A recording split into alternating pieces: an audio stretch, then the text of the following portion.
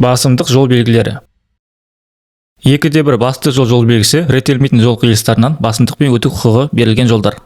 Ал егерде басты жол бағытын өзгертетін болса, 7/13 тақтайшасы арқылы бағытын көрсетеді. Бұл жерде қай автокөлік бірінші қозғалады? Бірінші болып басты жолда тұрған автокөліктер қозғалады. Яғни басты жолда қызыл автокөлікпен біз тұрмыз. Егер қызыл автокөлік оңға бұрылатын болса, біз солға бұрылатын болсақ, біз бірін-бірімізге кедергі келтірмейміз, екеуміз де бірдей уақытта бұрыла аламыз. Ал егерде қызыл автокөлікпен біз екеуміз де тура бағытта қозғалатын болсақ, онда екеуміздің дәрежеміз бір болғаны үшін оң жақ кедергі қағидасын қолданып, біз бірінші болып өтеміз. Екінші болып басты жолдан шығатын қызыл автокөлік өтеді. Қалған екі автокөлік те басты жолда емес, екеуінің дәрежесі бір, яғни оң жақ кедергі қағидасын қолданып, көк автокөлік бірінші өтеді.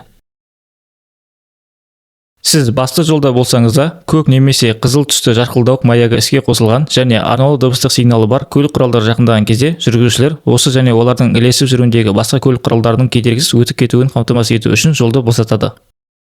2/2 жол белгісі басты жолдың аяқталғанын білдіреді. Бұл жол белгісінен кейін алдымыздағы қиылыста ешқандай басымдық белгілері болмаса, бұл қиылыс тең мағыналы жол, яғни оң жақ кедергі қағидасын қолданып, оң жақтан жақындаған автокөлікке жол береміз. Ал егерде алдымыздағы жол басты жол болатын болса, бізде жол беріңіз жол белгісі тұрады. Екінші дәрежелі жолмен қиылысу. Бұл жол белгісі сізге бұл қиылыста сіздің басымдыққа ие екеніңізді білдіреді. Екінші дәрежелі жолға жанасу.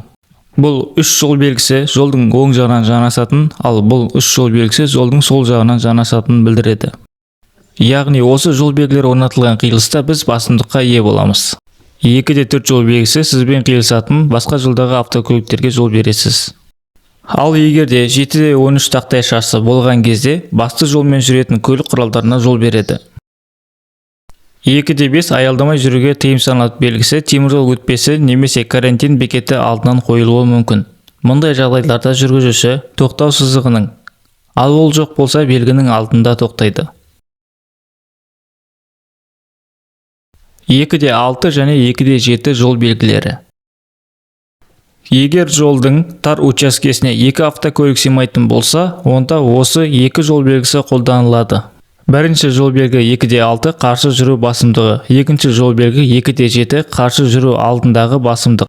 Яғни 2/7 жол белгісі қарсы жүру алдындағы басымдық. Жүргізуші оның бойымен жүру кезінде қарсы көлік құралдарына қарағанда басымдықпен пайдаланатын жолдың тар учаскесі. Ал 2/6 жол белгісі қарсы жүру басымдығы. Егер бұл қарсы жүруді қиындататын болса, жолдың тар учаскесіне шығуға тыйым салынады. Жүргізуші тар учаскедегі немесе оған қарама-қарсы кіру жолындағы қарсы көлік құралдарына жол береді.